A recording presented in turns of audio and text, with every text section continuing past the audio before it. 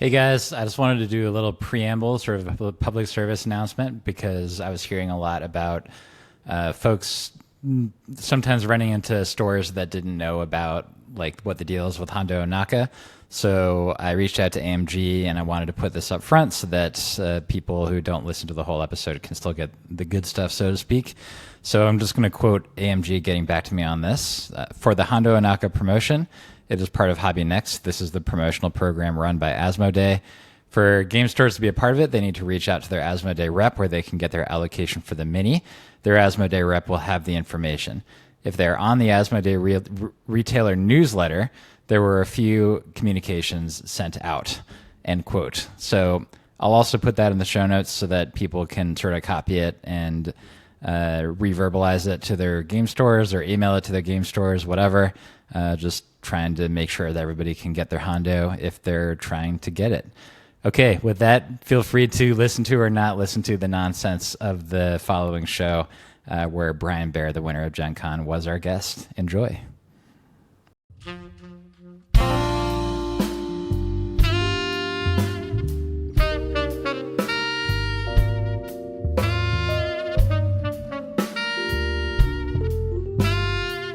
What's up, troopers? We are here at the Notorious Scoundrels. My name is Evan Paul. That over there is Mike Berry. Aloha. How you doing, Mike?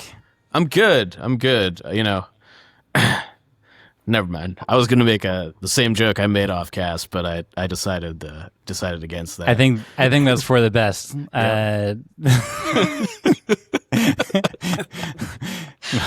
Save it for the after dark. Yep. Stone and Sky. Stone and Sky. Well, once again, you've gotten my head off kilter. So good job. You managed to do that every time. We have a guest here. I was actually initially hoping to have Evan Bulris on. We could talk about some positive stuff. He could talk about, just like sort of the act of being a cool dude in the Northeast and his recent experiences hosting a grand tournament in New York. We were unable to connect with him in time, so instead I decided to sort of just like do, I guess, the polar opposite of Evan Bulris with the positive influence that he has. And we once again have the enemy of the podcast, Brian Baer. Welcome back to the show, Brian.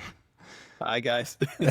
You're good. I mean, if you're going to introduce the nemesis, you got to give him the correct titles, right? It's a Victor of GenCon, I feel like, is in there now. That is, in fact, one of the reasons why we have him here. There are other reasons I won't admit to them publicly. Brian, I do have to tell you that one of the newer members of our staff, we'll talk about this in a second. Mike can verify this. He checked in with me today about. So he was asking, Brian. I think you might have met him. Brian seems like a nice guy. This is Jacob, our new producer for the TFT Minis, and he's like, Brian seems like a nice guy. Why is he an enemy of the podcast? And Mike, you can validate that. I in fact had to sort of bite the bullet and tell him the truth. The truth, which was that you got out the stack of papers and documents that certified all of the reasons that absolutely. Yeah. That is what I was getting at, Mike. The truth is that you're a monster. There's plenty of evidence for that. No, it was great. Jacob came up to me at Gen Con and he's like, "Hey, it's enemy of the podcast." It's like, yes, it is. I don't know who you are. He's like, "I'm Jacob Kent. I'm working with the Fit Trooper now." It's like, great, cool. I also got a message from one of our locals. You might know him as Isaiah Wallace, the current world champion of Star Wars Legion, who he sent me an image of you making a very mean face at him. He's just taking pictures. He goes, "Brian, give me an angry face." And I said, "Cool." I gave him an angry face, and then all of a sudden it shows up on Discord. Yeah, we definitely blew that one up. It was great. Yeah, so there you go. You're just like running around being a villain as per usual. But you did, in fact, win Gen Con. So I already have the title for this one, by the way, Mike. It is Baer Defeats Bears.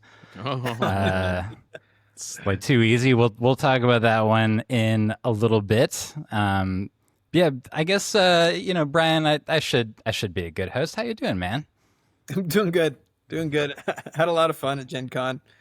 Uh, Scraped by some terrible mistakes and was able to pull it out. So I mean, you Yeah. brought Rebels, so I did. I brought Rebels.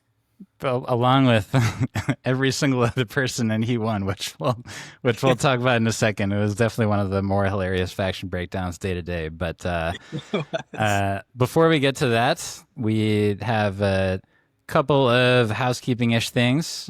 So first of all, we have some shout outs. We have random member Robert Sirico. Thank you for being a patron. We also have recently upgraded member Mike Malmolian. And right after he upgraded, he took advantage of one of the perks of his new upgraded status, which is that he put a list right there in our special Rex tier only. I think it's Rex tier. Maybe it's Rex and Biston. One of those two. all right, R.I.P. One of those, yeah. R.I.P. to Biston. Actually, it's funny. We have a tier named after Biston and named after Palpatine. So that was really good foresight on my part. But he posted a list for us to take a look at, which we're going to be doing a little bit later in the podcast after we talk about some news. I also wanted to briefly say, for folks who have been wondering why our blog has not gotten any updates recently, it is because I'm unable to do it because of server issues. The site is up, but every time either me or Matt, who are generally like the two people who are still writing stuff, have been trying to get on there, we're running into these server roadblocks that probably has something to do with something I screwed up in the transition from Jay running the web hosting to me, and I am looking into ways to prevent this from happening again. I am sorry that the site has been quiet in the meantime. So let's see, other stuff for the site real quick. I just want to remind folks that the Fit Trooper podcast is back up and running. Episode 1 is out.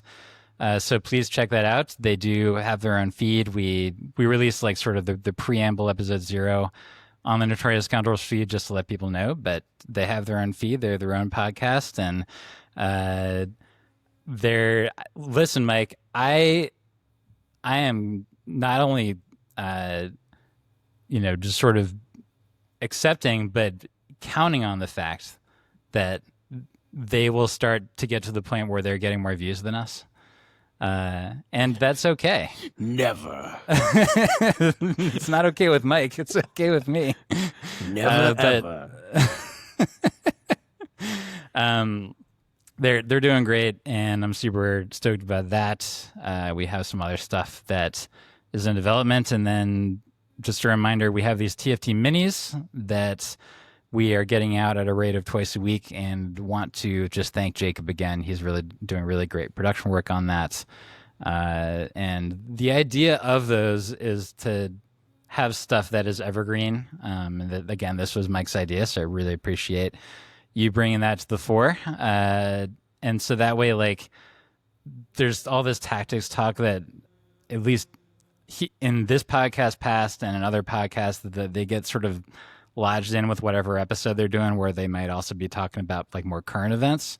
And then I feel like it sort of gets lost in the shuffle.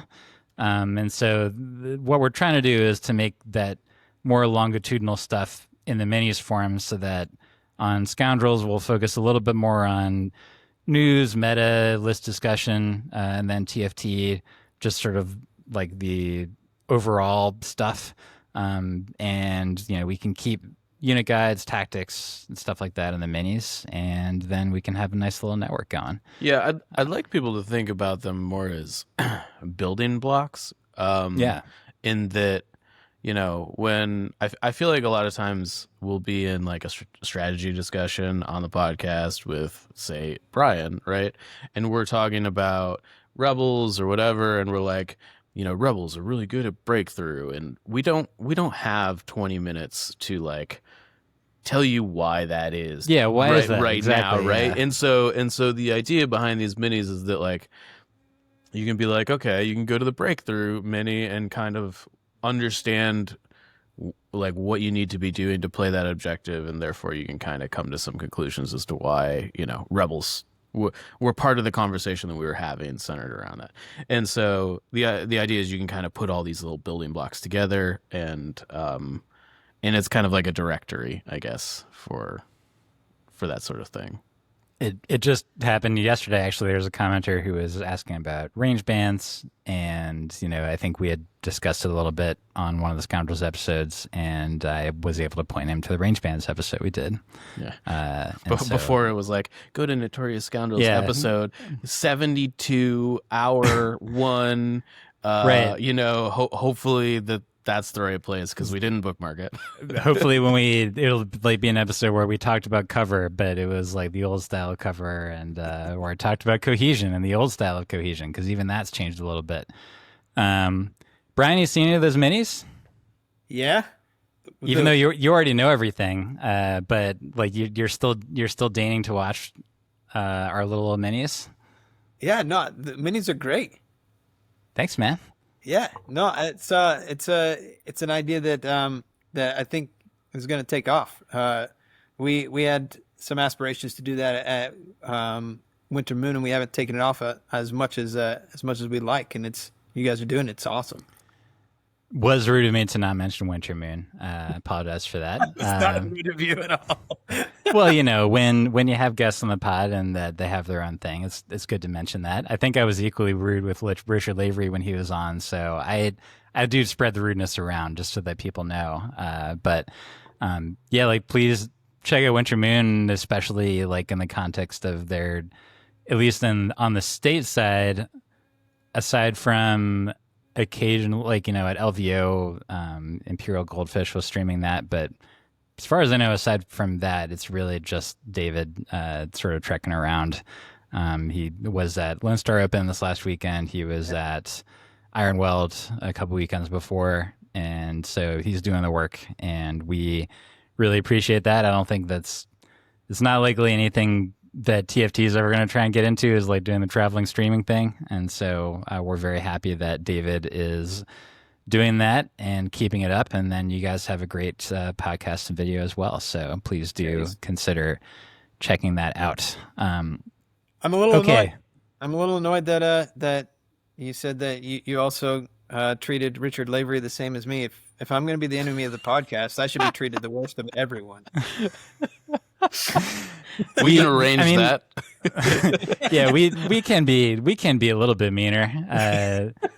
For what it's worth, like we agreed to have a stage debate with Richard on equal grounds, and that did demonstrate like a mutual respect that we had between each other.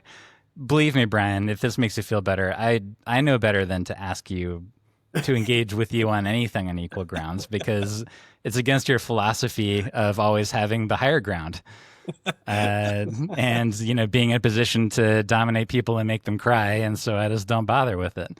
I do want to say that I listened to some other casts this week that will remain nameless. And oh no! And where's this going? And you were shouted out multiple times as that horrible guy playing 14 activation land speeders. Oh wait, actually, I'm not sure if this is what you were alluding to. But this is a point that I wanted to make. Just part of our mission is to make sure the truth is known about you, Brian. And I'm not sure if this is the cast you're referring to, but I was listening to X and One. They released an episode today that didn't cover LSO because that literally just happened, but it was sort of like the episode they did before. It did cover GenCon a little bit, and they talked about your list, and they talked about the ingenuity of your list and the creativity, and I just think that, Mike and I listening to that, like we've seen the list and we were both just like, this is just another BS Brian Baer list. Yeah. Brian has done this 100 times. I don't know why anyone is surprised. This is just the garbo that he's known for. So what was it like? It was like a year and a half ago that Mike talked about like how the land speeders weren't great. And he's like, sorry, Brian. It was like a year and a half ago that happened. Still running the land speeders. Still running the land speeders. I mean, I still vividly remember the match we had. I feel like it was Was it Invader or Yavin It was Base? Invader League Limbs, yeah. Yeah. It was a good game. I beat you. You did. You did. I did. I No didn't have land Optimus. speeders for you that day. It was a Din R2 shenanigans. Yeah. I tried to make that In work. R2. He almost got me, man. It was, but yeah. Those land speeders, they're fast. They are fast little buggers. Yeah, believe me, we're going to talk about them. But first, let's talk about a little bit of. We'll cover tournament announcements after the news because there's been too much paperwork on the front. We're going to spread it out a little bit. So let's talk about the news. A little bit of news. There was a Grey Squadron Gaming interview that took place at GenCon, and I think that so Wilshik was there. He was keeping most of his cards close to the chest when it came to a certain character that was revealed, but there were a couple of details. So, Mike, why don't you tell us about what we found out during that interview? Yeah. So for those of you that haven't seen the pictures yet, Savage Opress is coming to a Confederacy of Independent Systems near you, and I guess it sort of sounds like we'll also be involved in Shadow Collective. He'll be arriving in the box set that is Dooku, Asajj, Savage, and a mystery character who is yet to be named. Maybe we can take a minute in a second. I think we can. Yes. And other than that, Schick really didn't say much about what was going on with Savage. Because it's not time yet, I guess. I don't know. Guessing we'll find out more at Mini Extravaganza, which right after Gen Con was confirmed to be November 15th. A week after the Republic and Separatist starters. Yeah. And so it's a point drop, right? I read. I'm guessing that the point drop will coincide with Mini Strav, and that they'll have a Legion adjustment panel thing as a part of the update. Notably, just one day. Looks like. It's just one day. Not like a week-long thing. Unless their press release was trying to say that this is the day it starts, but that's not what the press release said. The press release that they put out on Instagram was like, Mini Extravaganza is this day. That is interesting. And hey, that is a Saturday. Yeah. So I was looking forward to gleaning the painting videos for as much information as I mean, I got to imagine that with all of the financial and economic stuff going on in their business, that it might be an okay thing to purge 3 days of painting video overhead for something like that. I don't know. If I was running it, that's what I would do. I mean, come to think of it, I don't like sort of keep an eye on Twitch per se, but have there been painting videos recently? I have not seen Atomic Mass stream in several months. I don't know. I mean, like, there's obviously been a shift as to like how they're, because they used to have like regularly scheduled things on, like, I don't remember what day of the week it was, but it was like they used to do game Thursday, demos. They stopped that a while ago. Yeah, and Dallas, I think, was doing some like painting or like terrain stuff like pretty weekly. But I mean, like, let's be real, that's a lot. I mean, like, we create content, we know how much work that is. Like, it's not insignificant, No. And so I wouldn't fault them for trying to do less of that, and if it's not bringing in the views they want, which they definitely could have done it for like 6 months and then decided that the juice isn't worth the squeeze, right? Yeah, could totally see that. So yeah, like, I guess if you do take out the painting, or if you take out the hobby video specifically, that probably did take up about 2/3 of the slots, if I remember right. I don't want to call like all the stuff that I think is likely to be cut filler, but it was very like You could like the highlights and the news and the like stuff that people were like tuning in to like really be in touch with. Like you could definitely do in like 3 to 4 hours, right? Yeah, for sure. I mean, we were all there, or Brian and I at least were there at Adepticon, and you were watching, Mike, like where they got through talking about a lot of products in an hour and a half. Yeah. And so it does seem totally doable that if they take the hobby stuff out, then there will be plenty of time to cover various things. And also Shatterpoint just had a big adjustment, so they're not likely to have anything. Marvel had a pretty recent adjustment also, so they probably don't need to cover that. But anyway, going back to the news from GenCon, they did say something like on top of the Sauvage news, there was something else, Mike, which had to do with battle cards, right? Yeah, early next year. I'm guessing February. And it sounds like we might be seeing some of those battle cards at Mini-Strav maybe.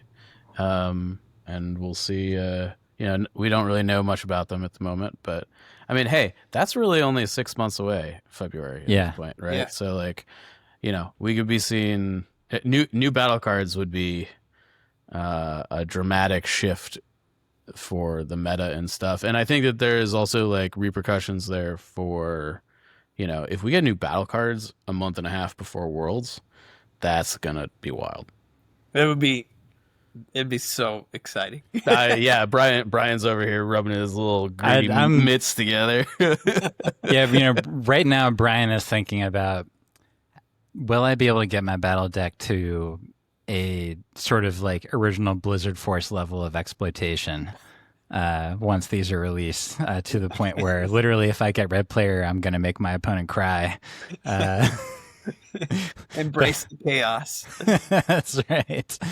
I mean, at first I was actually sort of down on the idea that they were going to show them like a couple months early, but given the timing of it all, which is to say that there's very little organized play between mid-November and especially and like really mid-January.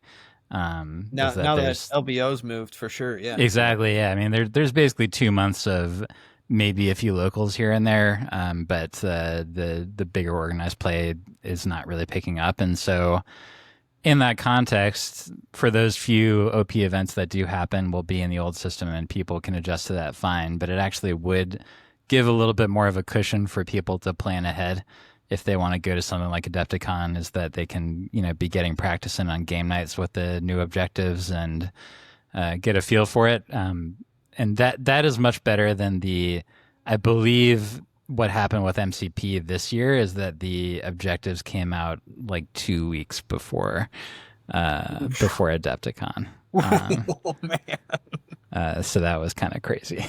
I mean, I think fortunately or unfortunately, like with products like this, it's tough to they got to make these things like a year and a half in advance, and like it's tough to control the release windows, I suspect, once once you've put it in motion, right?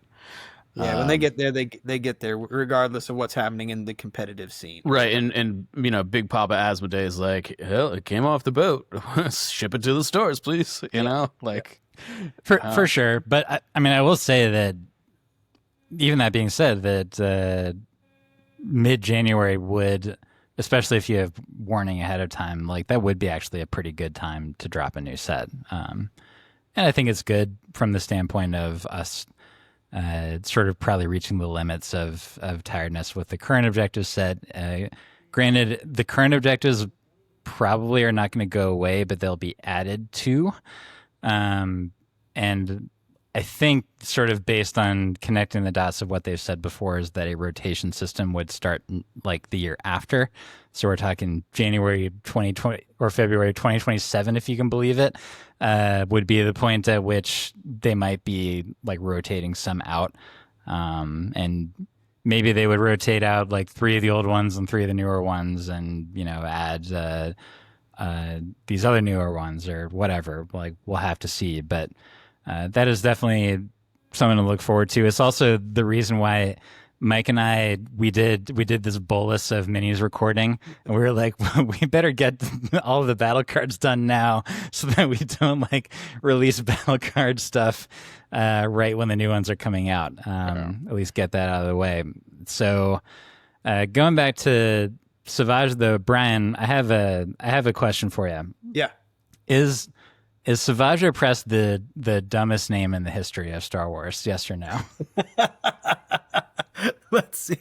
I'm trying to think. I mean, there's a lot of competition. It might be. It might be. I don't know, but the difference is that Savage is like a cool dude, right? So like the character's not bad. I think he's all right. I think his cool. name is distractingly dumb to me. Right, but so you got like the Savage Opresses who have like a lame name but are really, really cool dudes, and then you've got people like who are super annoying, like Neon Noob. Yo, don't hate on Dylan. Yeah. Also, hey, come on, man. No, we're not going to accept Neon. I think it's Neon None.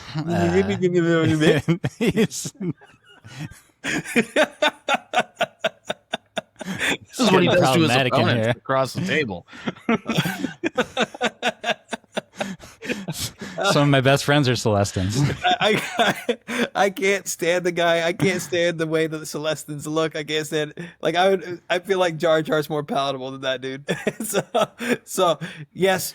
Wow, strong opinions from Brian Baer about Celestins. I do. I wasn't expecting that coming into the podcast today. I got to give people more fuel to hate me. make fun of poor Neon Noob on the podcast. Brian Baer, that guy was really mean about Neon Noob.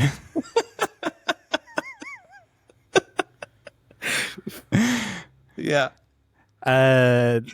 Anyway, Mike, what do you think is the dumbest name in Star Wars? I don't know. Salacious Crumb's pretty bad.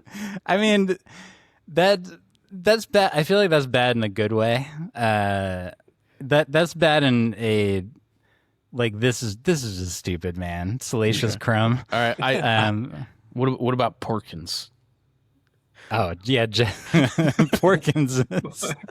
I don't know. That one's also that's like sort of halfway in between for me.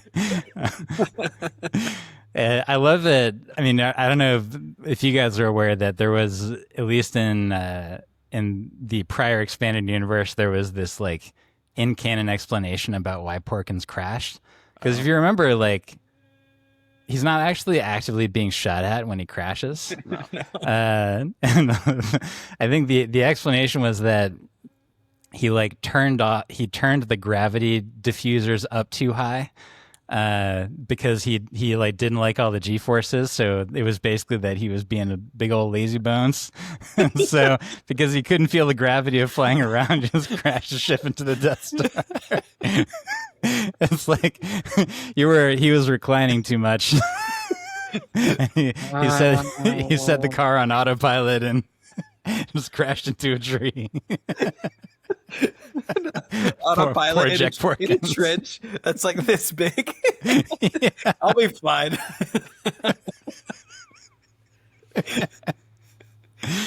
Man.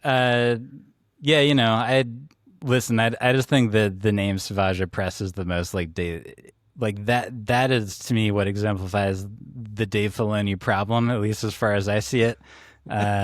Which I know that maybe that's going to garner some comments. I welcome them. I don't disparage your opinions, but I'm not a Filoni fan. I'm just going to be honest with you. To call his writing ham-fisted is an insult to hams. I'm sorry. I think, as far as I'm concerned, we can give Star Wars to Tony Gilroy at this point. Yeah, please. He can have it. But that's the irony, Mike, is that he doesn't want it. I know. He's done. And our season 2. Check it out, everybody. Good stuff.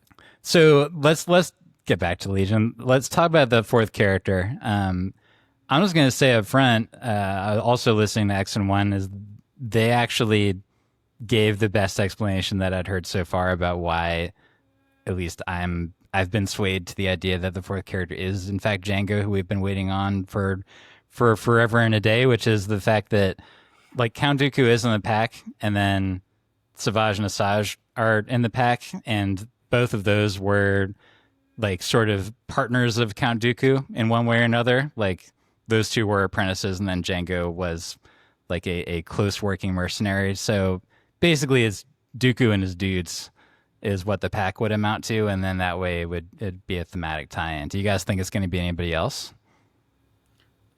I still think Mother Talzin's on the table. Yeah, okay. Mother Talzin would be cool. I definitely like, you know, three characters from Dathomir and Dooku. It seems. Ooh, it would. Yeah, there would be three characters from Dathomir. Yeah. Yeah. There is a Shatterpoint pack that is Talzin, Savage, and then two like rando Night Sister ladies. And so, like, obviously in Shatterpoint, you only need 3 characters to make a thematic set, and in Legion, it's a lot harder. So, you know, if Legion was going to do something along the lines of a like Dathomir Battle Force, they would need a whole lot of other stuff. For sure. But I mean, it would be the start of something. I've been thinking. I've been thinking about like what other separatist characters do we see a lot of in film or TV shows, and obviously, I mean, my kids. Every time I'm like, oh, hey guys, they got some new Legion stuff coming out, because my kids love to paint with me and stuff, and they're like, oh, is it Jango? And I'm like, no, it's not Jango Fett. And they're like, what the crap? How is he not in this game yet? I agree with your children. I have for probably 4 years. And so Jango Fett would be my number one choice. I could see things like, I mean, personally, I would love to see like a Riff Tamsin. That'd be sweet. He's like the shark guy. I would love Thank you for specifying. I was about to say, the shark guy. The shark guy. who really is coming cool. in Shatterpoint, by the way. Yeah, I think he'd be really cool. Was it the spider guy, Trench? He'd be cool. Trench is the best. Yeah. Do you know Trench, Mike? I do know Trench. He is just a big cyborg tarantula. I think he's pretty unlikely that he's in this box. I agree, but even though it was literally just a card, when I found out that he was coming out in Armada, I was stoked. Yeah, because it was like, finally, my cyborg spider. Yeah. I'm gonna be honest. I'm gonna be like really upset if this is Jango in this box. What? Whoa. Mike always coming with the hot takes. Tell us, Mike. Tell me. Because obviously they like Republic the least, if that's the case, because they'll be the only faction without a Mandalorian. I mean, yes, but does Republic have a Mandalorian? No. You would have to actually have to do. You could do clan. You would have to do Clan Kryze if you wanted to have Republic Mandalorians. Yeah. Like you would need a Bo-Katan and Clan Kryze pack, and then they could be mercs for either Rebels or Republic. And so maybe someday like they'll have that. I could see that. All I'm saying is that everybody's like, Republic gets all the cool stuff. Oh, here you go. They're getting Jango Fett. Man, another Mando, no Republic. I really hope that it is Jango. Like, it is. Me too. He's too iconic to be waiting this long. Yeah. It's ridiculous. The only reason I think that it's probably not is because it's just like that. We don't need like another Boba Fett character, Like I just don't know how you do Jango without just basically like copy pasting Boba's character like into Separatists. I mean, they made him different in Shatterpoint. I don't care. I don't care. Jango does double pistols. Jango would probably have like maybe some more integrated grappling action. That was like something that he did a whole bunch in that movie. Sure. That's certainly a part of his Shatterpoint character, is that it's kind of all about the grapple with him. But gunslinger. He would have natural gunslinger for a Mando, which would be new. because Dinjarin only has it with one command card. No, it would not. Sabine has Gunslinger. Just so I'm sorry. God, this guy does not know his Legion cards. I'm messing that up. It's not like we did a unit guide on Sabine or anything. Yeah. Well, I would be surprised if we didn't know by the end of Ministrap who would be the fourth character in that box. I would be surprised if we didn't know by like before then. Honestly. That could totally happen. I also think every character in that box so far is a Force user. Just pointing that out. It's true. That does go against the Django thing. And so I was sort of wavering, but when the X1 guys pointed out the Dooku connection, that was when it sort of clicked for me. Like, oh yeah, this is Dooku and his dudes and a dudette. So very excited about that stuff. So we're going to move on to talking about some brief tournament announcements. We have Evergreen Open is in just 2 weekends, so that is August 22nd over here in the Seattle area. I will be judging there. I'm not running it. That's Izzy Gamblulo is running it. We did actually just find out that I'm getting in a shipment of a few extra mats that I wasn't aware that the website actually owned.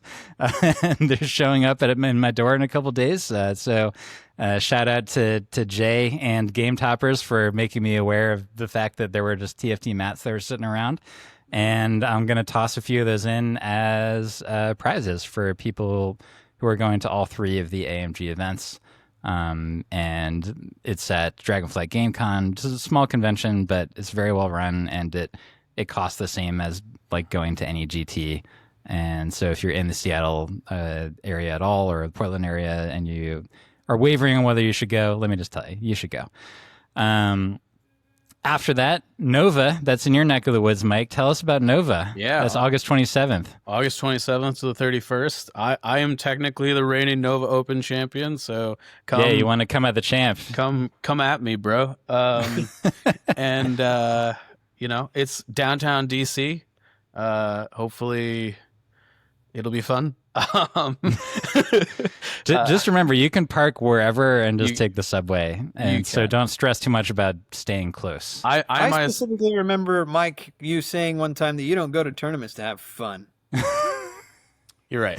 But he's acting as an ambassador right now, Brian. I'm attempting to persuade people to come to this event so I can beat the bloody pulp out of them. We were just talking about spiders. Yeah, so Nova should be fun. It is in DuPont Circle, for those of you that may know the DC area, which is very, very downtown.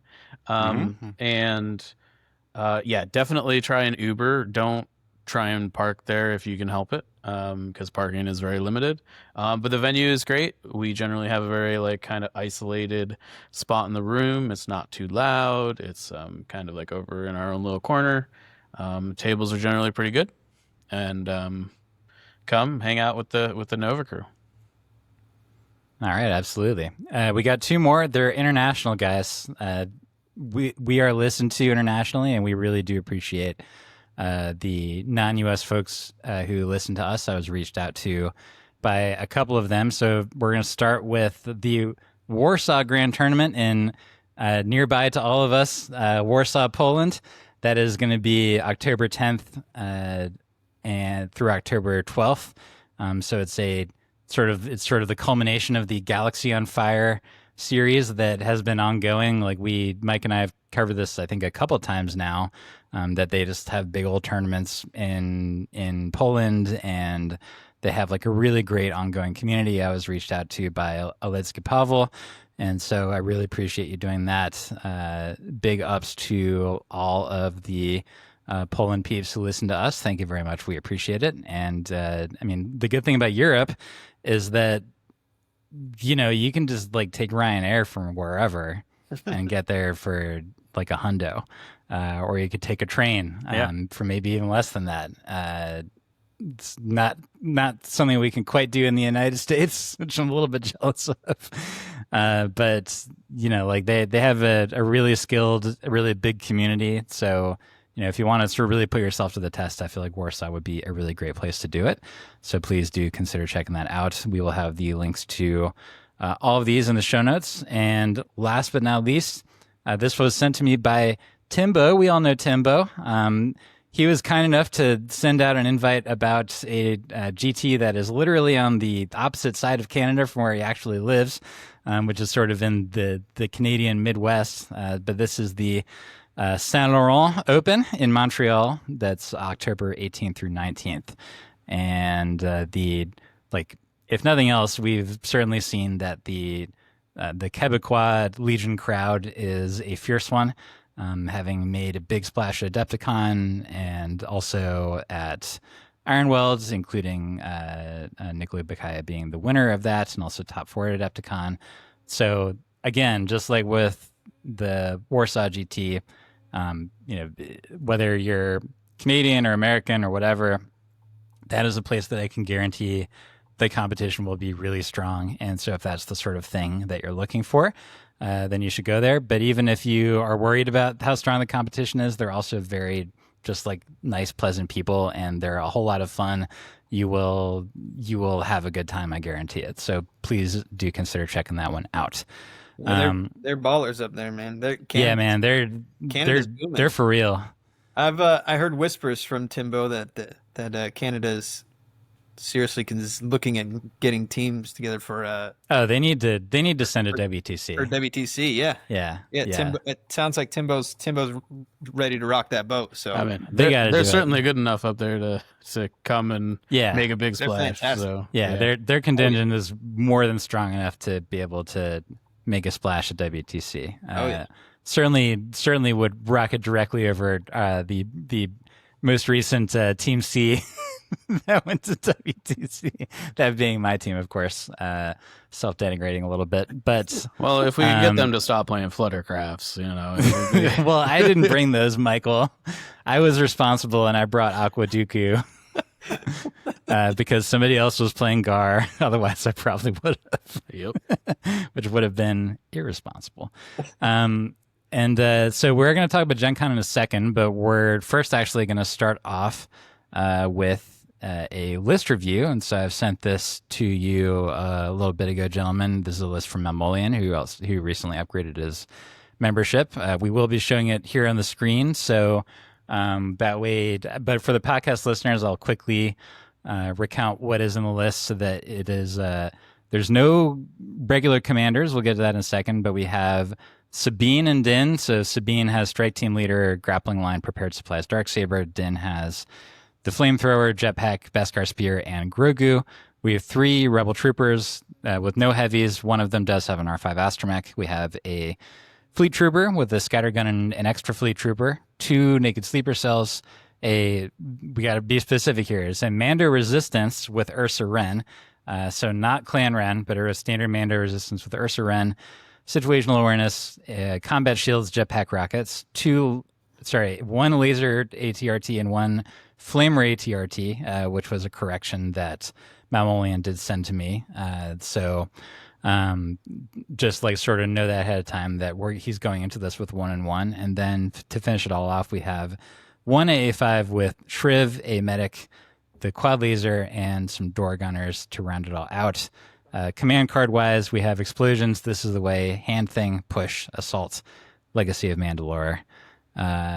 So gentlemen, let's start with you, Brian. You're a Rebel player. Yeah. This is certainly using at least a couple pieces that you use fairly often. So what's your overhead view of this list? I think so I think it has legs. I think there's a lot of good stuff. I want to talk about some of the things that I really like about the list. Obviously Sabine she feels really good in 2.6. I am surprised we haven't seen her as much as we have. Me too, but your Rebels are so friggin' spoiled at that slat that it's just like you just can't go wrong. She's great, and she got a massive point drop, which is awesome. I love I'm a big fan of Wedge. If I'm going to run a what's it called? field commander. Yep. I usually run wedge just because it's cheaper, but I like his choice of Shriv here because there's a lot of great options for Shriv to give that dodge to. Sabine loves those dodges. Not Clan Ren. The Mandalorian Resistance with Ursa loves those dodges. 7 nimble units, and then also Yeah. Din, who doesn't mind dodges either. Exactly. Yeah. Tons of nimble, and so Shriv's definitely a wonderful choice. I really like that. I like the quad laser with the door gunners.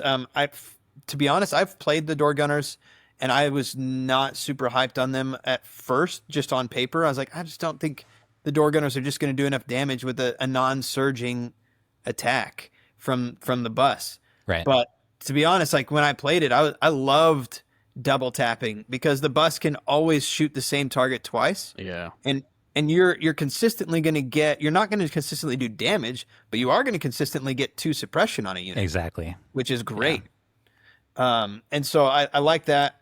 Laser RTs are always a good choice.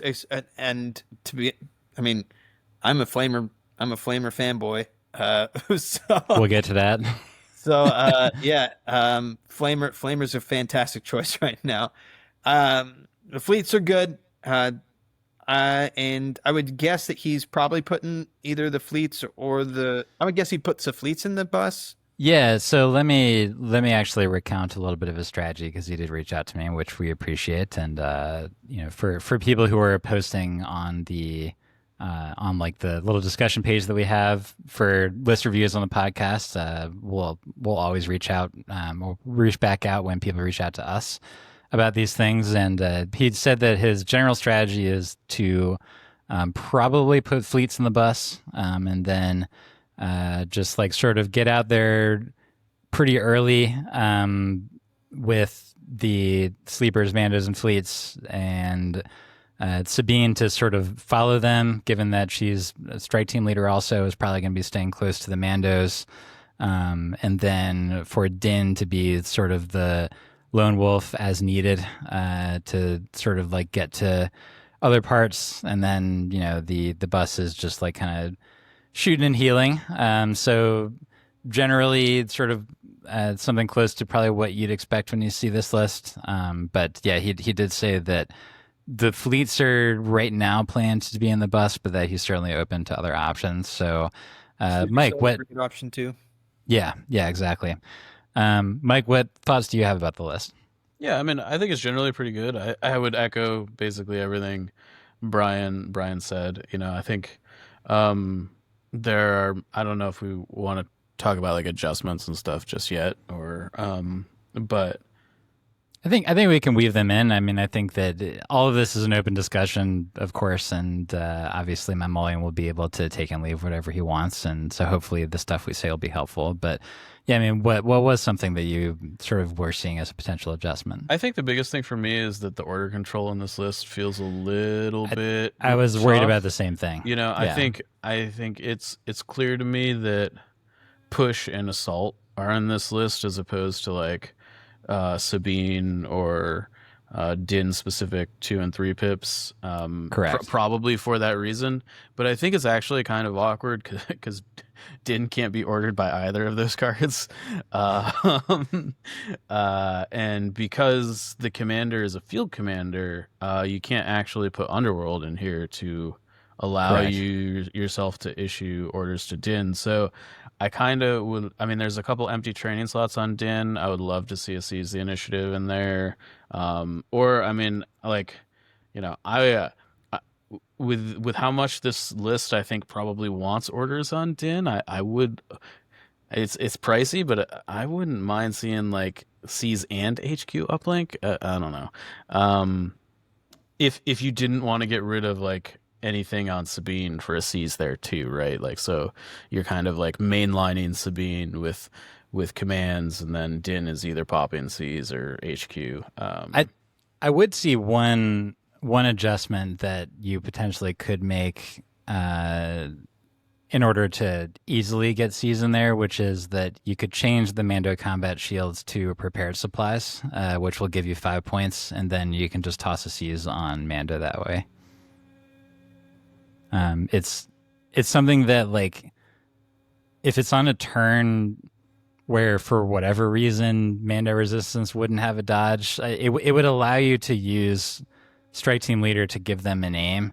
And then that turn, you can plan on using prepared supplies to give them the dodge that they would need. And then if that was going to be their only dodge, then if they get shot twice, then you've gotten basically as much value as you would have gotten out of having a shield generator on them. So are the Rebel that's the way to Mando do it. shields the same as the Shadow Collective ones? They're same as the Shadow Collective shields. So it's they're like like two and out. 2 and out, yeah. Yeah. I actually think that the price on the shields is just insanely. I think it's too high. It's particularly with like how like cover works in the new edition. Like I just think that 2 shields is not even equivalent to saving a model most of the time, like averages wise. And there's already a medic in this list to kind of cover you if you take some damage on the AA5. Yeah. And you got Grogu. And you've got Grogu, right? Grogu actually can't heal Mando Resistance because he can restore minis. That's right. Yeah. Which actually segues into my other, like, a thought that I think we all were sort of bouncing around, which is that this list does have Mando Resistance with Ursa instead of Clan Ren, as we noted, which I can see the reasoning for it, which is that Mando Resistance with Ursa does have the largest possible range 2 dice pool for a Mando Resistance, because it has the 6 black and then the rainbow from Ursa. That said, Clan Ren, even though it's got 2 less black dice, it also has 2 more health. It's also getting another free token per round, which you can basically 1 more health, right? So it's Ursa's 2. Oh, Ursa's 2. You're right. So it has 1 more health. You're right. But it is going to be getting an extra token from Sabine every round, which could in and of itself make the loss of offense worth it, because if you have 2 tokens from Sabine, 1 from Strike Team Leader and then 1 from what is it? Entourage? Retinue. God, I mix up all the keywords sometimes. 1 from Retinue, 1 from Strike Team Leader, then you could do an aim and a dodge potentially every turn, and that in and of itself would sort of pay for the loss of the 2 black dice, because it would mean that you can turn on the lethal for Tristan's gun every time that you shoot it. And so, like, I think that would be a good trade. It is 2 points more, so it's not quite as clean potentially as the other thing that we suggested, but it's you could potentially like drop all of the gear on Clan Ren, because you're going to have, like, as long as Sabine's alive, they're going to be getting those tokens, and then you could make that upgrade. So that's another thing to think about at the very least. I am interested on your guys' take on situational awareness, specifically on the Mandos. That's another good point, actually. I think situational generally is just like not a keyword that's worth paying for these days. I don't think that there's enough critical running around that makes me be like, oh man, I really wish I could like dodge crits, but I don't know. Brian, you play Rebels a lot. What do you think about that? Yeah. I think situational is okay. It's a relatively cheap upgrade, and the fact that you can dodge the crit before rolling cover is pretty solid, because now you get to. I mean, I feel like, I don't know. I think it's fine. I think I'm with Mike. You're right. It's not expensive, but like, let's say you take sort of a fairly average incoming dice pool of 3 hits and a crit. So you dodge the crit instead of any of the hits, and then let's say you make a pretty good cover roll of getting 2 out of there. Then, like, you're still rolling against 1, and that would have been the same whether or not you were dodging the crit.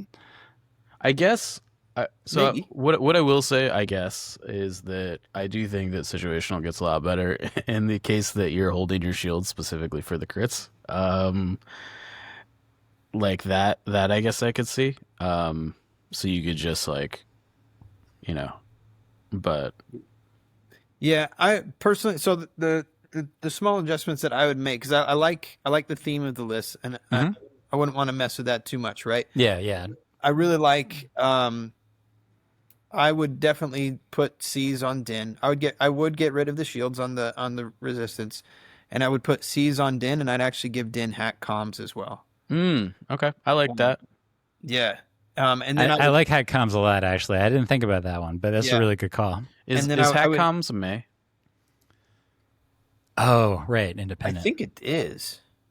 I those kind of effects are almost always Maze, but I'll look it up while Brian keeps talking. But my other thing that I would do is, instead of prepared supplies on Sabine, which is fantastic, but she can get some dodges from Shriv. I like to play her a little bit more aggressively, and with her grapple line and the new recover gear. What is it called? Extra supplies. Extra supplies. Yeah. With a grapple line and Sabine, extra supplies is just pure money in my opinion. Yeah. She's maybe the best use case for it is Sabine and grapple line. Hat comms is a May, by the way. So if there was a turn where you really wanted those independent tokens, you could just grab those instead. I gotta say, looking at the prepared supplies next to Darksaber, and they both say 5 points on them, feels really weird. I mean, it's fine. It's not a big deal, but it's just like, I'm like looking at this and I'm like, those things don't seem equal. wait till I tell you about offensive push. Right? for one more point, you can get tactical, or for 5 points, have a friggin' Darksaber. But hey, like these are the adjustments that are making the game better. So we really can't be that critical of them. It's more funny than negative. It's not actual criticism. It is pretty silly though when you sort of it's in the same zone of silliness as the fact that a swoop bike gang where there's like a couple dudes with baseball bats can do an overrun attack on a T-47. Got him. I mean, they brought the baseballs too that day, Yeah, that's a good point. They're a bunch of Aussies with boomerangs. We hit our balls at range too. So the other thing I would suggest is I love fleets. Fleets are like, I love them so much. Oh man, here we go. But I'm not a big fan of baby fleets with a shotgun. With only courage 1, I like mega fleets with shotguns, or I like naked fleets. And I could see the argument for fleet squad with a captain or with a officer, right? Yeah. Because now they're courage 2.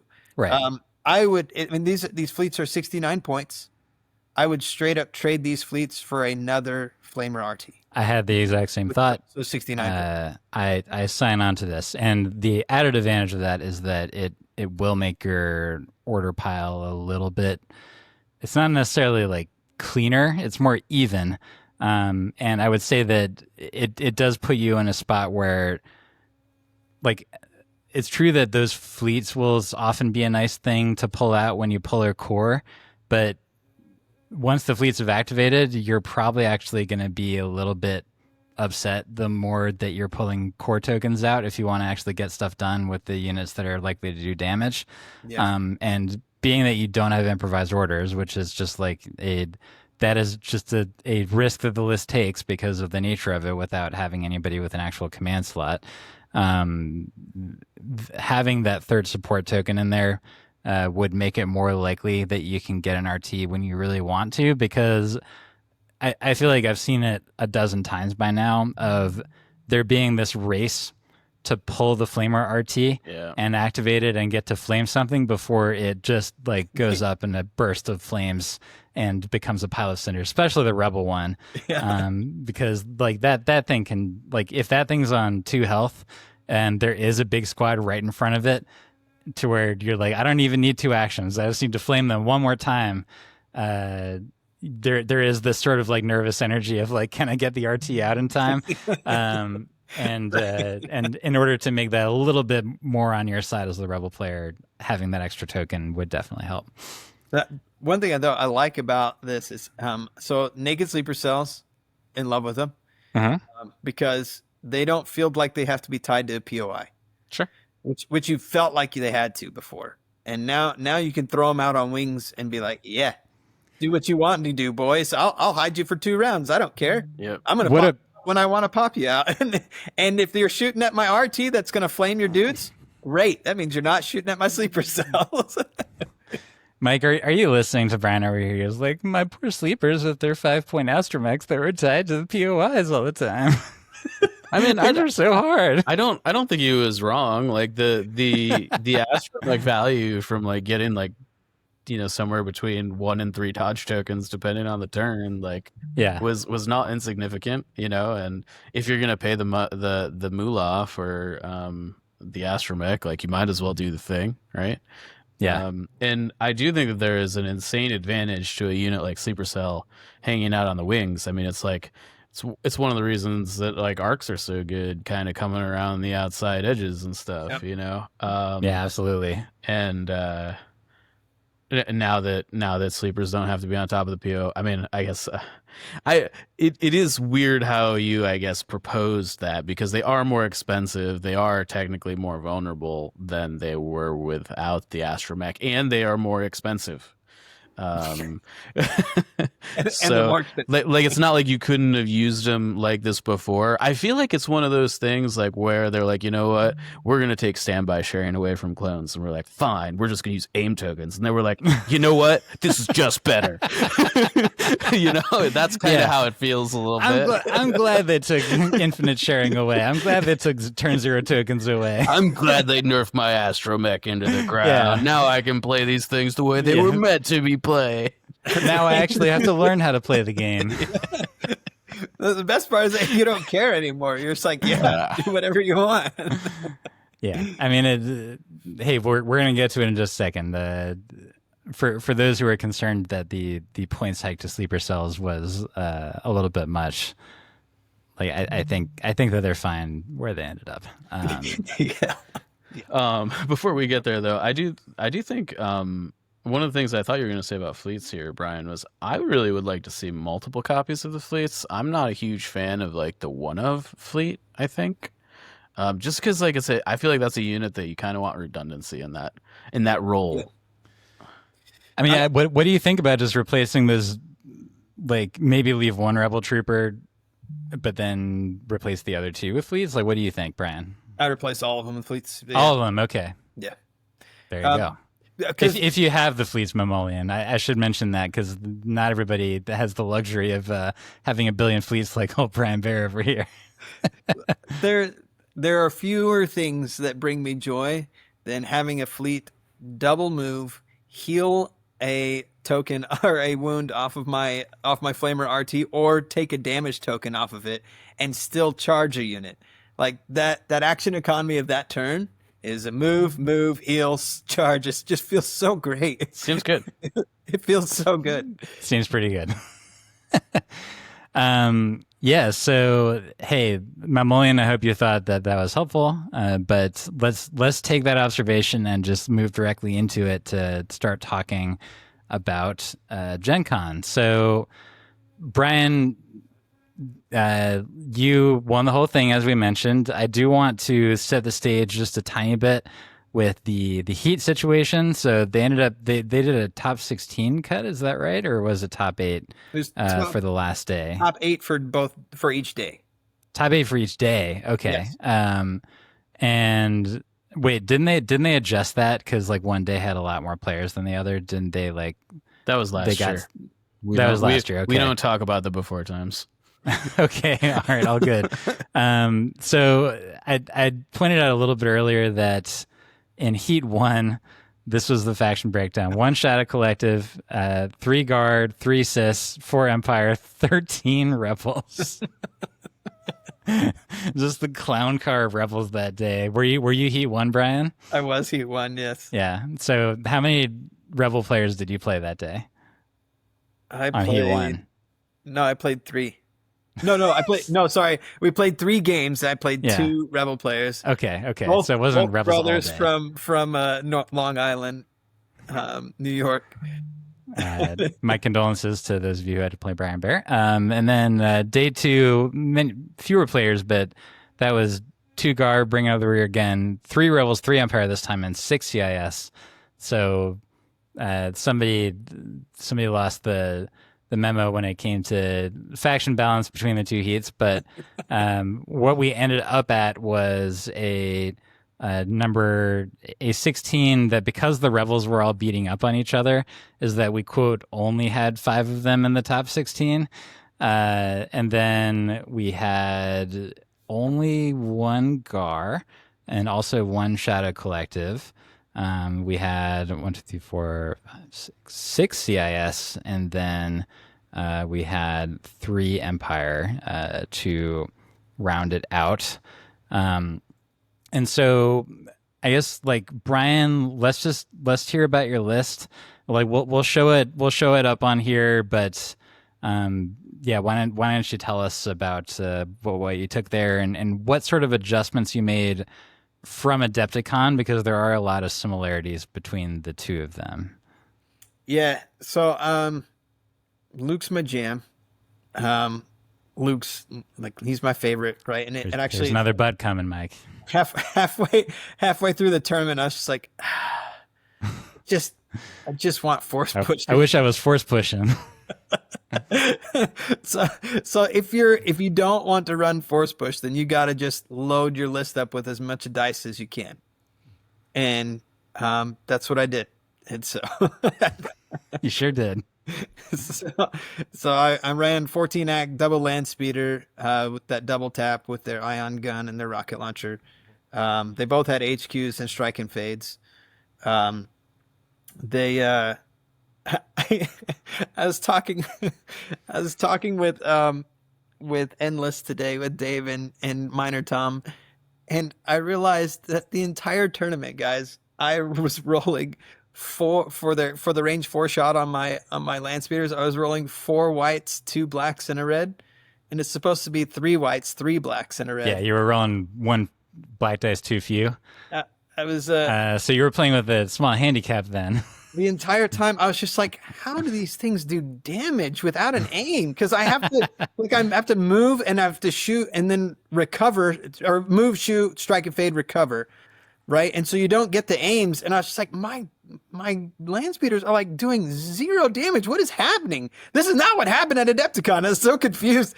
It wasn't until today I was talking with Taves, like, I was like, what? I was rolling. Oh my gosh! I was robbing myself of a die. This man's been playing land speeders for the entire duration of Star Wars Siege, and everybody like at least 5 years, right? Yeah, it was bad. It was really bad. Anyways, yeah. Good job, Brian. Yeah, so it was running double land speeders, and one of them had wedge, the other one had sharpshooter pilot. Had triple ATRT flamethrowers. All 3 of them had hacked comms. Money. For the exact situation we talked about earlier. Yeah. Triple sleeper cell, just naked, which was great because you just don't care if they die anymore. Yeah. and then it was 4 fleets with astromechs and then 2 naked rebel troopers to shoot off standbys because the majority of my stuff's range 2. So yeah, and I think my fleets all had impact grenades, which I don't think I used once. So, did you not use them because you didn't need to, or did you not use them because you, like me, just forget about the fact that you have impact grenades all the time? No, I didn't forget the fact, because all my fleets always have astromechs and impact grenades, but I just didn't have the opportunity to use them, or it wasn't worth it. Fair. Yeah. Yeah. Well. So, Brian, I gotta ask this: like, how many land speeders did you lose over the course of the tournament? Oh, I think most games I lost at least 1. Yeah. Which is a good reminder that the astromech thing, it makes it harder, but it definitely doesn't make it impossible. You just need to be bursting in the right way, and also you can do a whole lot of damage at once. Yeah. On top of the fact that, I mean, I imagine that some of those were after an astromech like gave you 3 damage, and then you sort of served yourself up to get smoked afterwards. Like, that does happen sometimes, not super often. Yeah, I mean, I took 3 damage once in the 7 games that I played. Okay. I took 0 damage like 3 times, which was lucky. You bastard. I know. And most of the time I was taking 1s and 2s, which is right average. So Mike, what are your thoughts when you look at Brian's extremely toxic list? I mean, I think it's good, right? You know, I think the impact grenades are a little sus, but I don't know where you would just heard why. Yeah. I mean, but I mean, what is that? How much are impact grenades? 3 points? 12 points total. There's 4 of them. Yeah. They're great against Oculus. Yeah. I'm not sure like where you reallocate them in your list. I guess they could be Astra, like at least like 1 Astrobek or however much that costs these days. But then you could tie your sleeper cell to a POI. No. I'm never going back. Never going back. Yeah, no, I don't really have any critiques or things that I would change. I would love to hear a little bit more about the hat comms on the flamethrower units. And how did you get to that conclusion? So there's a tournament in Columbus, Ohio that I played at a couple weeks before GenCon, or like a month before, and I was trying to get the day off GenCon, which came like super late, I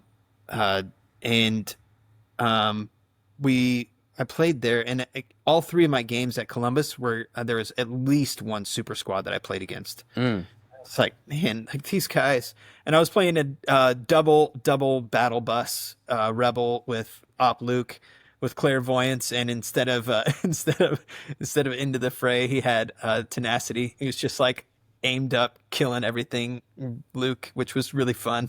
But I was just like, golly, like I played against like super Geos, I played against super Ewoks, I played against super clones, and I was like, man, I'm sick of all these supers. I want to kill them all. Kill them with fire. So I created that list, and I was like, all right. And now the problem is this list has terrible order control, like all Rebel lists do. And I was like, how do I fix that? Well, we're going to put hack comms on these boys because I'm going to double move them right in my opponent's face. Sure. And they're going to freak out, and they're going to have to play a card to get an order on the unit that they want to. And I'll play just a 1-pip and get an order on my guy and go and kill it. Did you find that like your opponents were trying to play around hack comms? No. Okay. They couldn't if they wanted to be on POIs. Sure, that's fair. Yeah, that's fair. It's not hard to, or it's hard to not be range 1 of a small base vehicle. Yeah.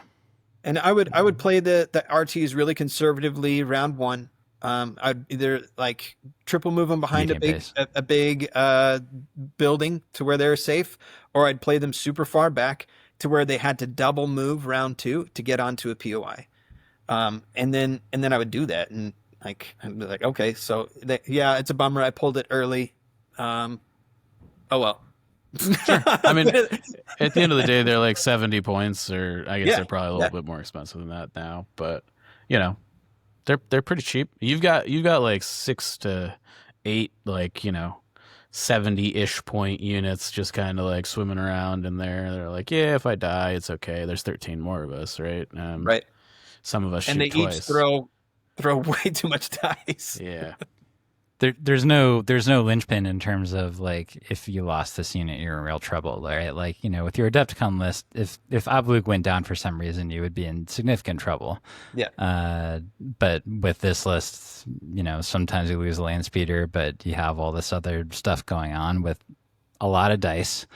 And I'm definitely a huge fan of lists that just have a lot of built-in redundancy like that, to where you don't give your opponent the opportunity to have this like killer strategy where if you make a small misplay with your linchpin unit, they get exposed and then they die. That can turn a whole game on its head, but it's as close to being impossible against you as any list can basically be. And that is a big strength, for sure.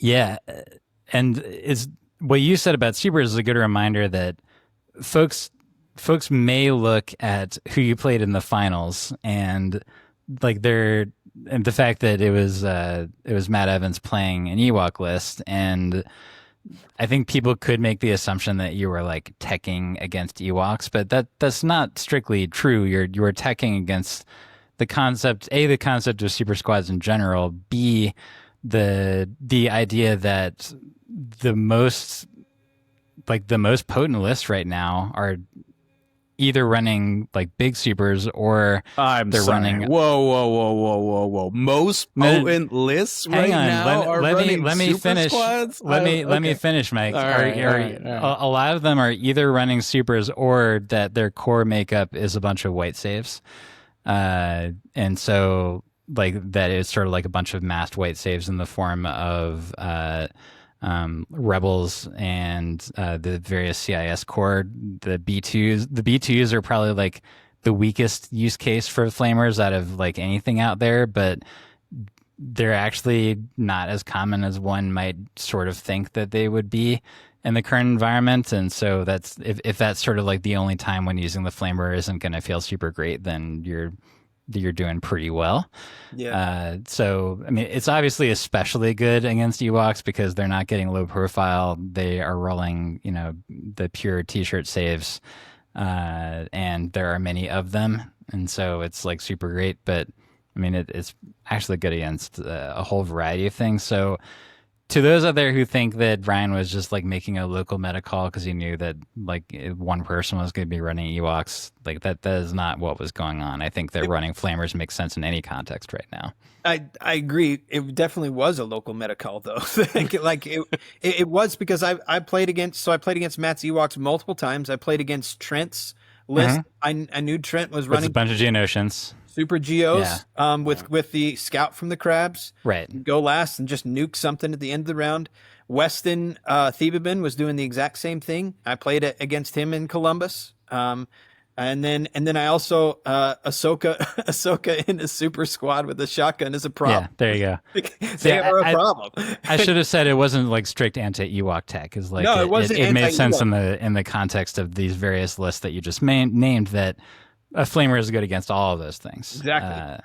And so it super makes sense.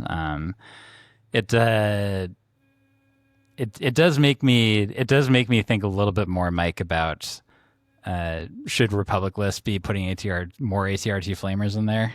Probably yes. 100% yes. I think Republic support feel fantastic right now. Well, that's the thing is it's a strong slot. It is. And so it does often feel like you're giving something up by putting a flamer in there. Like Rebels, like, let's be honest, it's not a strong slot in Rebels, except for the one that gets used all the time. The Tauntauns and FDs don't feel like a realistic choice. They might as well not be in the game. Yeah, exactly. So for Rebel lists, it's like a simple equation. I do feel like clones have to give up more by putting an ATRT in there. I would rather take a bark than an ATRT still, personally. I think the sidecars are excellent. I think honestly, if I was running barks, I'd run 3 barks naked. If I'm running RTs, then I want triple flamethrower RTs with red saves and armor too. That feels great. Yeah, I definitely don't think I'm not bringing a laser cannon in Gar. Like if I want laser's a bad choice in Republic. If I want like if I want a reason. range 4 option in the support slot, I'm just going to take commandos. Yeah, exactly. And then commandos are a great choice right now too. But I think Gar have 3 excellent support options right now. Yeah, I mean, and so that I think that factors into why like the flamer RT is a little bit less common to see for them. I love that we're talking about how good the support slot is in Gar, and we haven't talked about Fluttercraft once, and I know that it's eating Evan inside. It's not, Mike, because we're gonna get to that. It's not eating me inside. Gar is really good, guys. And you could take barks and ATRTs and commandos. So we've got a local here, Seth. Seth plays. He was playing lat double flutter. We're getting to it now. I was going to mention Seth because he actually made top 4. Just because like I think that they kept playing games on day 2, and so because he kept playing, he ended up getting into top 4, even though I think he lost in the top 8 initially. But He had Yoda and Chewie and one medic arc. He had a lat, and then he had 2 Fluttercraft without Strike and Fade, by the way, which I would love to know from him why they didn't have that. And maybe he was confident enough in his Flutter play that he felt like he didn't need it, which is possible. Yeah, he's good. He's good with his Flutters. And then he had actual Wookiees, Battle Shield Wookiees, Mike, in a non-Battle Force list. Now, if I had him here, that is the thing I would actually ask him. Would be I would sort of like I would put the like Wonder Woman's lasso of truth on him and just like see if he actually would say that he was glad that he had the Wookiees instead of just another Archmedic unit. He will, because I would be really curious about what he would say about that. He will. He prefers the Wookiees to the Archmedics. We're all allowed to be wrong. Michael, be nice. He likes their survivability in melee better than he does the arcs, and I don't think he's wrong. In melee, sure, if you can get there, that's the problem. Yeah. I will say I didn't add that his list also has Rex in it, which means that I assume he's giving Scouting Party to Yoda and the Wookiees with that equation, right? Because the arcs already have it, and then are the Wookiees? Ahsoka's coming out of the lat. Yeah. Okay. That would be my assumption anyway. I see. Okay. I don't actually have the list on paper in front of me, so it's not an Ahsoka super squad. It's like a regular Ahsoka shotgun. It's a 7-man Ahsoka. Sure. And so like that was a super cool list. I'm glad that there's other people out there. As much as Mike wants to be a denialist about the strength of the Radagnas Fluttercraft, is that there's other people out there keeping the hope alive. Even though I'm not right now, like because I'm sort of I'm personally in Sleepy Republic mode until Jedi come out. He's just because what he really means. I get, but no, this is the problem, Mike, is that because I'm hosting this show now, I feel like there's sort of a little bit of an obligation to play the field a little bit, and so. Right now, I'm trying to concentrate on stuff that I don't think is going to change all that much, and like when the October, November stuff comes out. But anyway, listen, Seth, good on you for playing your Republic list. If I see it at DevsCon or whatever, I owe you a beer for being willing to keep the hope alive, even when I have pushed the snooze button on pretty much everything with the faction at the moment. He went 3-0 day one. Yeah, that's awesome. Yoda does seem to keep showing up in the winning Garless. And you can do a chicken egg thing of like, is that happening because the 20-point drop just like made it so that everybody's trying him out, or did the 20-point drop in fact like put him into the zone of truly being optimal for Republic? It's probably a little bit column A, column B, but. He's obviously viable now. Mike and I will continue to gripe until the cows come home about the fact that he is no longer as crafty as he used to be. If we're going to talk about it, we're going to talk about it. Sure, yeah. Reset the clock, all that, etc. But go ahead. At 150 points, I'm actually willing to use guidance now. Whoa! You changed your mind. I've been playing a lot of him lately, and my Yoda basically never attacks. So, interesting. His commands are worth that much to you. What's that? The commands are worth that much, basically. Yeah, he's 150 points for a bunch of command cards, and like he's just. He almost never attacks. I don't play him with Force Push. He's got it's a barrier. No, it's a guidance. I've got Force Guidance, Burst of Speed, and Hope. So is he bursting in there to Hope?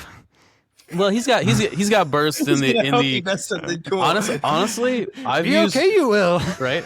Honestly, most of the time, I just burst a Scorpio Eye. Yeah, that's fair. I think being able to engage on a POI. The thing is that like most of the time that I use it, he doesn't end up actually like having charge or relentless. I'm generally playing Luminous twice in the first 2 turns. It's just so good now. First 3 turns. Sorry, So you're first 3 playing. turns. You're playing Luminous. No wonder you're doing great. right. Yeah. Well, I can just keep reusing this. It turns out. That's crazy. Yeah. No, I just go Luminous into a 2-pip and a Luminous again, and like if that doesn't break them, it's just I don't know. There's something to that. It's a lot of tokens. Yes, we do. We play very differently. I don't ever play Luminous. Luminous is his best command card, and I don't think it's particularly close. It's a fantastic turn 1 card. That's like for sure. Yoda 2, or I usually do Bad Batch 3, Yoda 2, Yoda 1, Yoda 2, and then the game's over. Yeah. It's Brian only sees one color, and it's red. Yeah, That's right. it's not the first Luminous that breaks him; it's the second.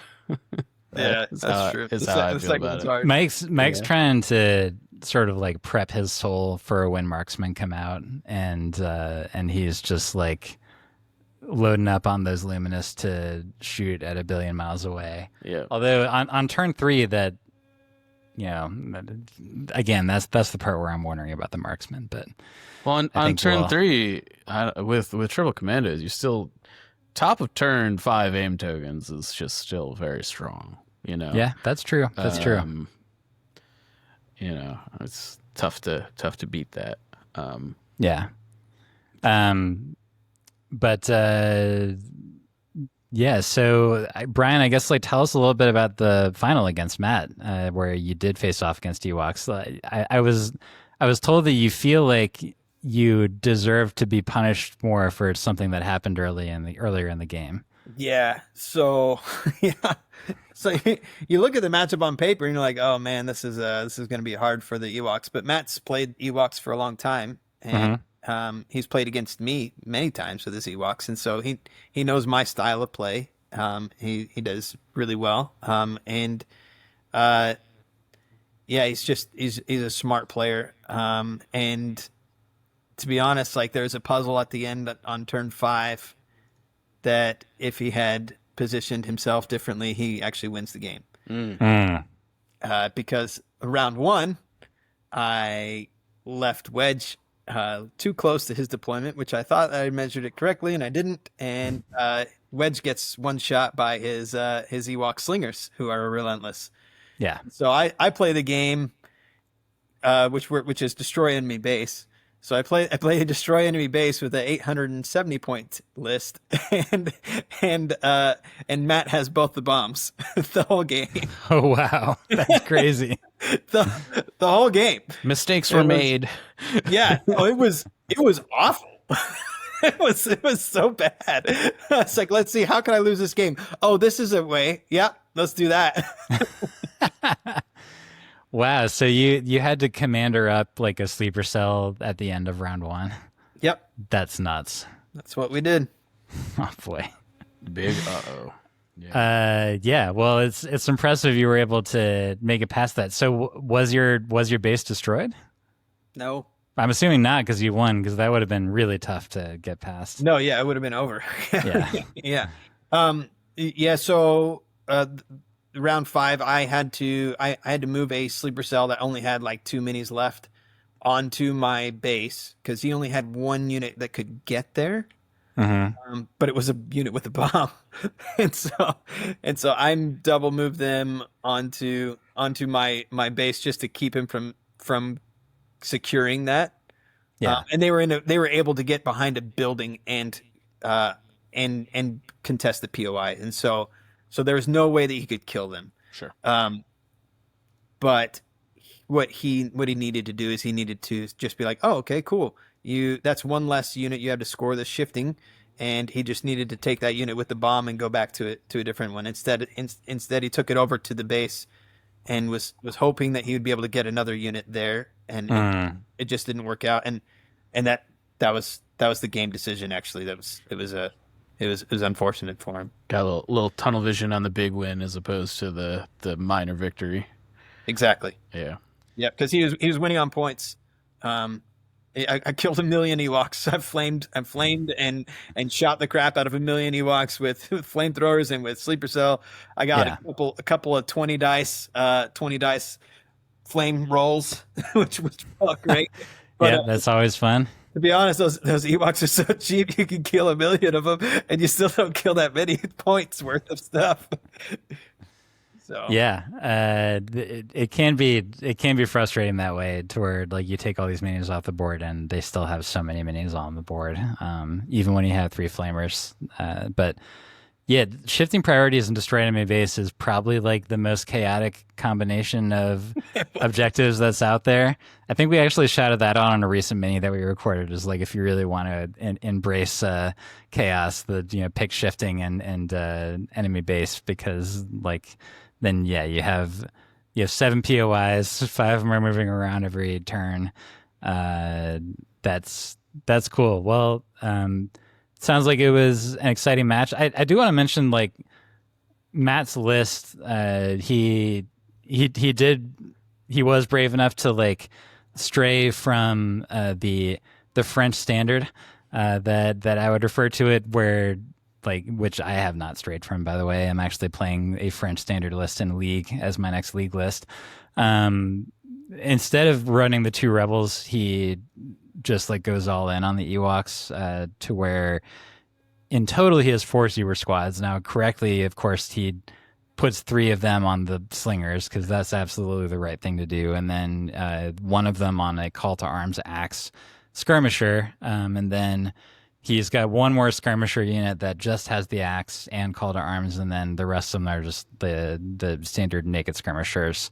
And then in order to be able to do that and keep 14 axe, he got rid of C-3PO, which is like not a big sacrifice in the grand scheme of things. He's extremely killable, and sometimes you want to activate the other commanders so much earlier that the fact that he hands out 3 surge tokens or 2 surge tokens to 3 units on round 3 and whatever, it's like not as relevant.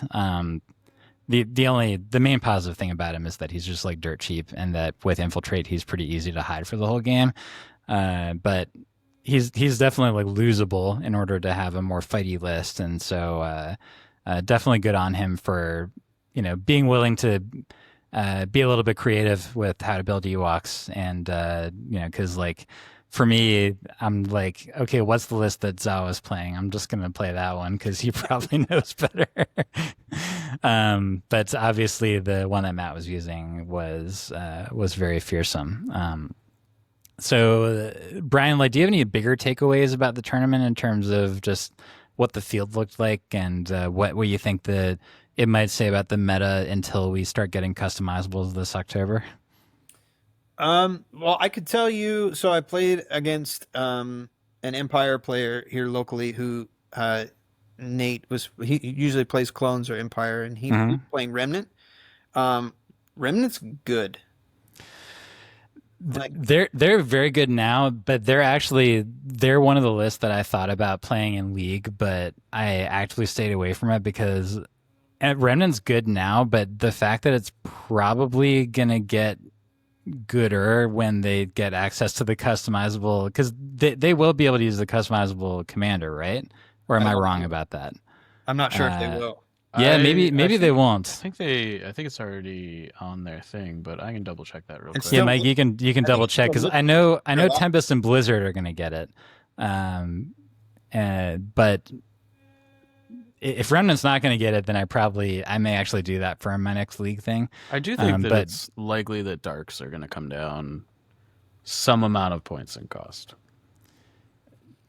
Even though, like, do you think they should? Because I feel like they're actually maybe more fine now than we were giving. They're fine now. No, I don't think they're fine. I think they're way too expensive for what they do.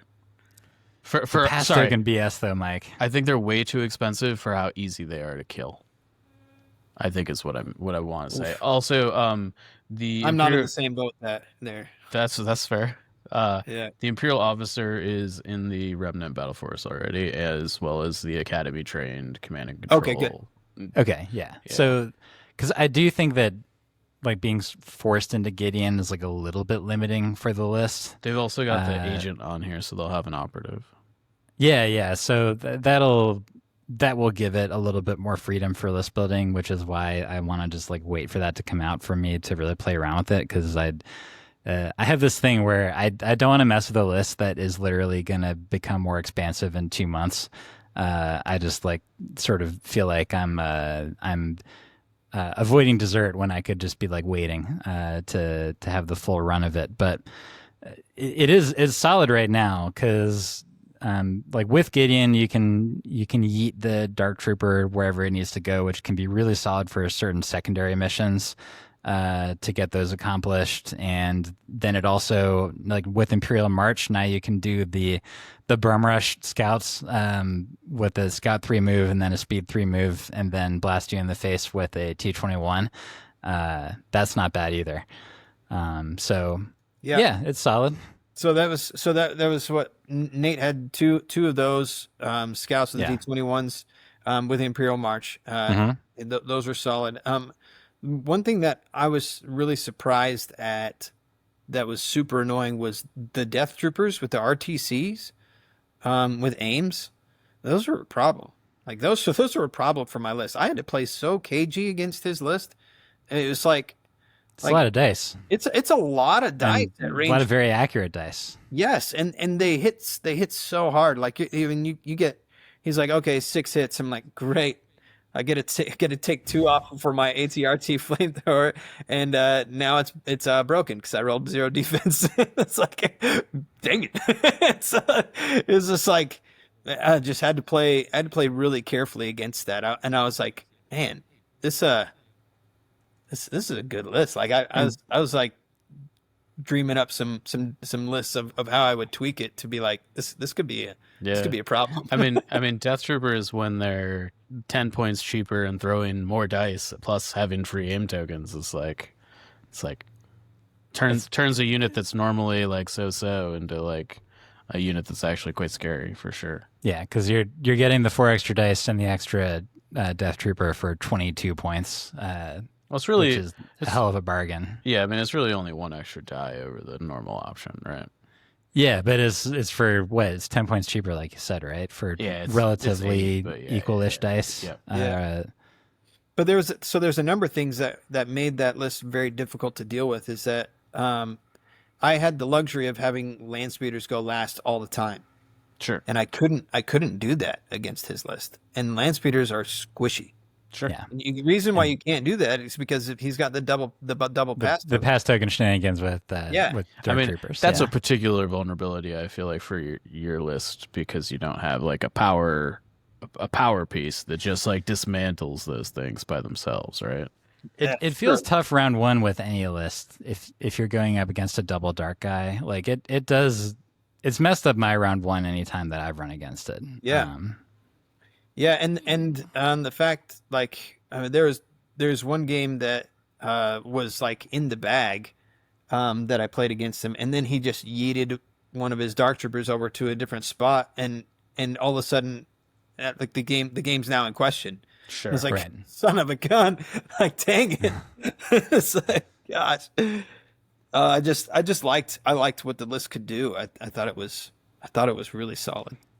He ran E-Webs instead of speeders, right? Yeah. Did he talk about what he thought about that? Like, what did you think about that? I thought the E-Webs were fine for what they did, but you had to be really careful with their placement early against my list, because I the first time we played, he was much smarter with his E-Web placement. The second time when we played day 2, day 1 I deleted one early, and that was a problem. For him, but it's just like day 2 when he played him smarter, it was difficult to play around those.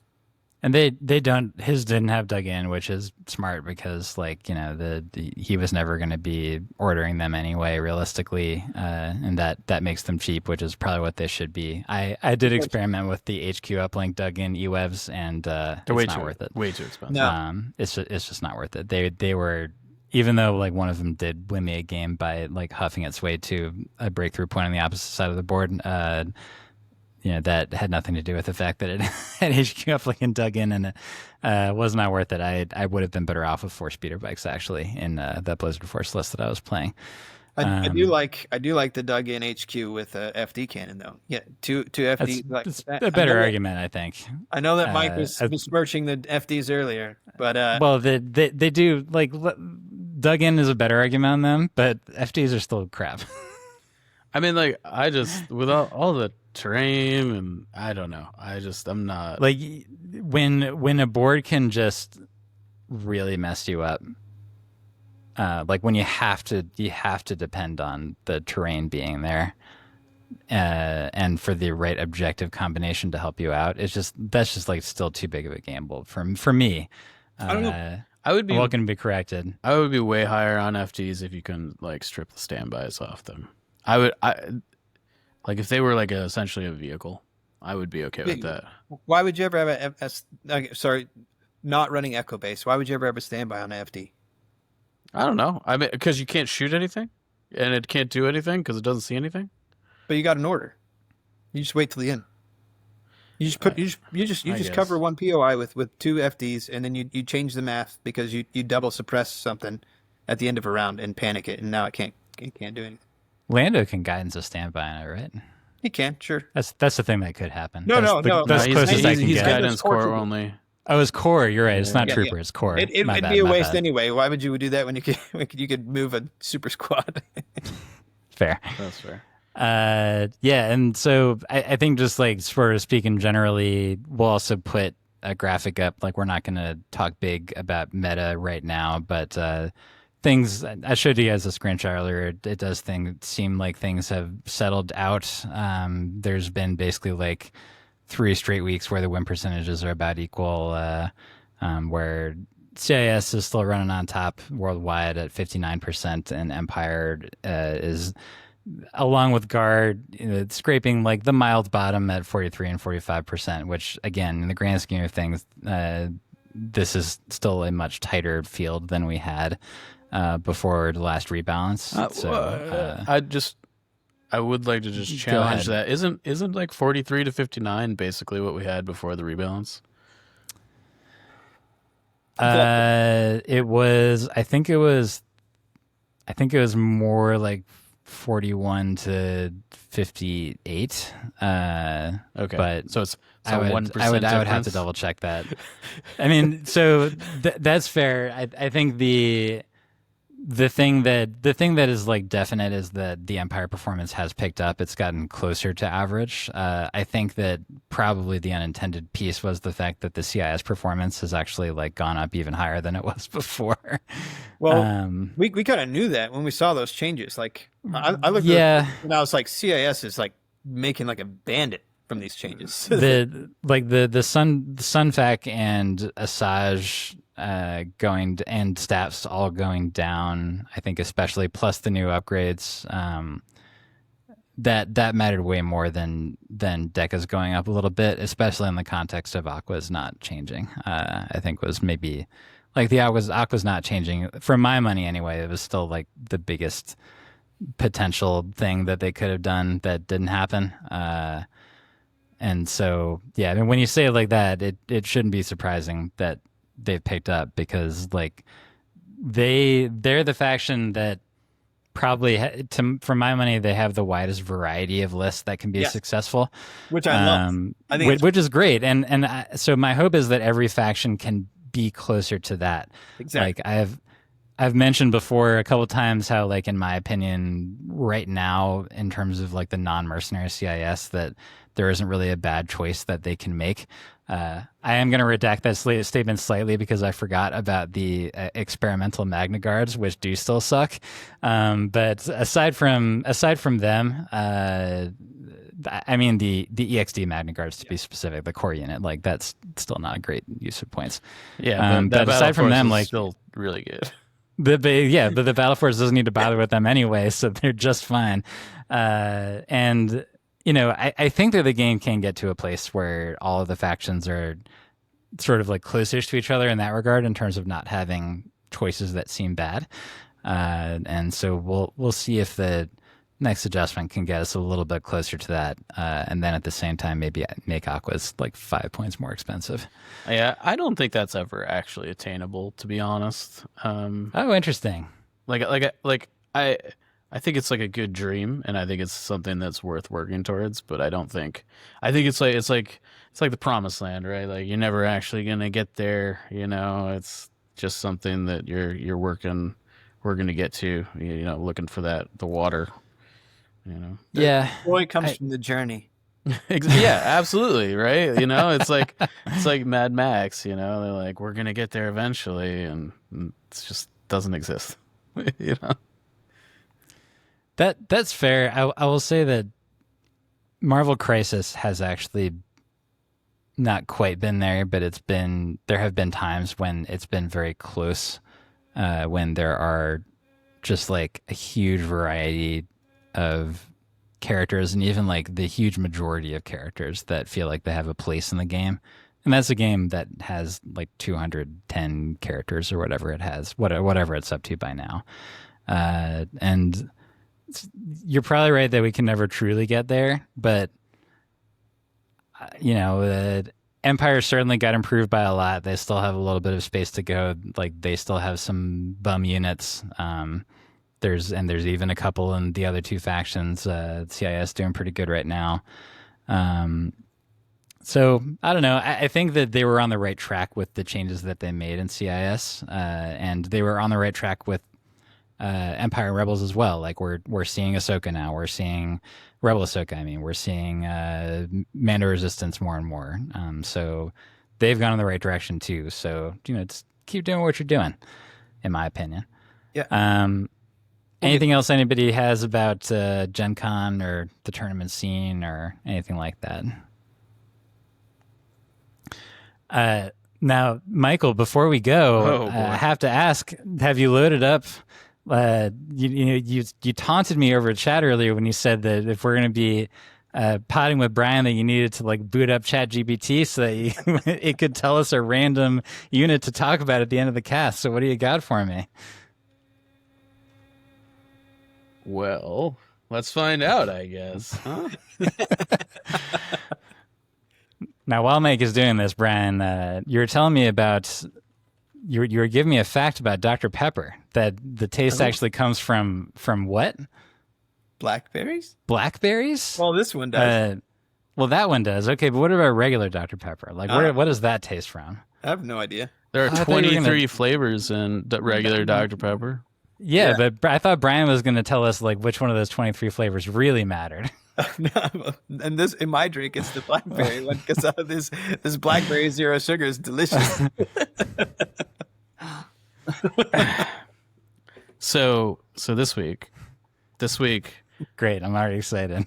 we have the ARC Troopers from the Galactic Republic. We never talk about that. just if you haven't had your fill so far. Good job, ChatGPT. The type I find it interesting that last week they gave us BX droids and this week they gave us ARC Troopers. Type Special Forces, high mobility with jump 1. Tactical 1 for free aim tokens while moving. Accurate. Configurable with the sniper or the DC-15X weapon options. Has some great synergy. Maybe they mean like the critical 1 version of the sniper. Maybe. Great synergy with clone token sharing mechanics. Which, okay. Obviously, ARC Troopers do not have jump 1, though maybe they should, considering that their jetpacks got taken away. Yeah, that's obviously why they don't, Michael. It's because apparently Lucasfilm was looking at those jetpacks and they were like, harumph, I don't think so.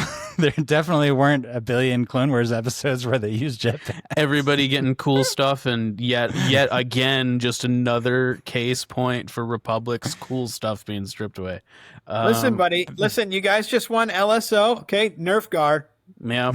It's crazy, Brian. I saw that in the YouTube chat so often, and I think people were being serious. Man, we almost got through the episode without the troll baiting. I got on the Discord and I stirred that pot. I was like, oh, there we go. Yeah. Brian loaded up his 10 European alt bot accounts in order to sow Discord as he is wont to do, going like. He was going like, yeah, Gar is just a mess. Token sharing is way too good. Don't look at these rebels over here. My sleeper cells aren't attached to POIs anymore. AMG obviously loves Gar.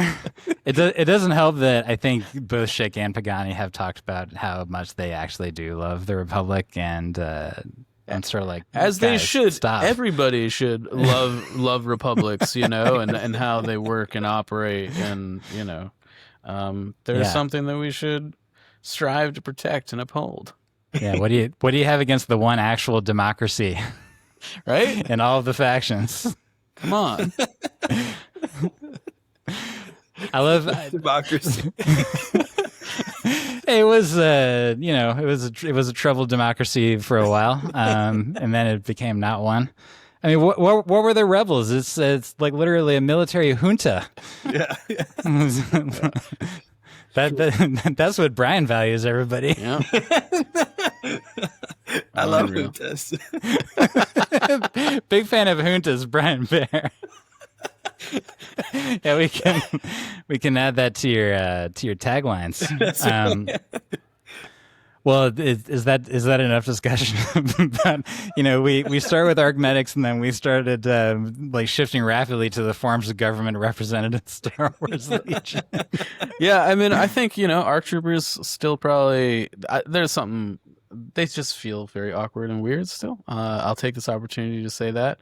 I will say, if they're not too cheap, the squad leader slot still has some like real weird points value stuff to work out, I think. Just from like the medic being 10 points cheaper than the commander is insanity. Yeah, it's a problem, and I hope that the next points update just like solves it for me, so that I don't really need to think about it. But that is one reason why I'm on my Republic break, is because I'm just gonna be sacrilegious here and just say I'm just like kind of bored of playing ARC Troopers by now. I've been motivated to do that since 2.6 started, and I want to be able to get value out of like using a different thing in my special forces slot. So I'm hoping that I can get that extrinsic motivation to push me past my Republic on Wii when November rolls around. Never ever. But we'll see. But I think that they're, once again, Michael, it's sub 2 hours. I'm on a streak. Even though don't make that face. Doesn't feel like sub 2 hours, Evan Paul. It literally is, though, Mike. I can see the timer. I've been here since 9 p.m. I'm very tired. Yeah, well, let's get you out of here then before you really get cranky, and then you really start baiting the commenters. Go on a tirade about governments. Look, man. Unfortunately, the end of this episode had to be removed out of concern for retribution from NPR's Michelle Norris, as well as various other parties. We'll do better next time. Enjoy this music while you wait for our next episode. And stay fresh, cheese bags.